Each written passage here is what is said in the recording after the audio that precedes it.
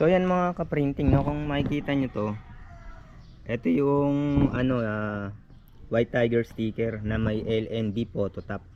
So nakita nyo hindi siya gumano, no, yung mga dulo hindi kumulot. So isang buwan na yung nakakaraan, ulan araw,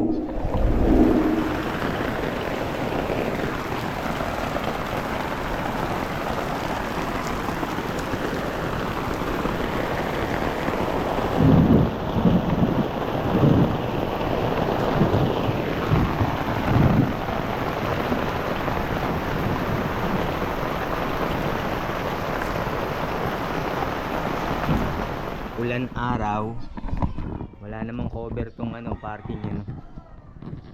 Yan. So hindi tabing karsada to, ayan yung karsada. Yan. Yan. So okay pa rin. Isang buwan na yung nakakaraan. Yan, lapat na, no? Kasi yung init niya, 'di ba, yung sa may kwap. Meron akong vlog diyan yung yung transparent na nakadikit sa loob. Gumanon din kumulot din yung gilid. So itong White Tiger hindi. So nga pala, hindi sponsor video to, wala sa akin binigay yung White Tiger. Binili ko siya ng sariling pera ko. So isang pack lang yung binili ko para masubukan. So siguro bibili pa ako ng mga ilang pack para sa mga sticker na gagawin ko, no, yung pambigay. Yan, may ginawa akong maliit na version nito. So yan, para sa akin na mare-recommend ko. Yan yung mga nagba-vlog diyan. Mga pambigay nila sa nila, subscriber, tsaka mga followers nila. So tingin ko pwede rin pang label kasi kahit wala naman siyang photo top, waterproof siya, no. Ang maganda lang kasi sa photo top, no, yung kaya nagiging anti-scratch dahil dahil nga merong plastic sa sa top.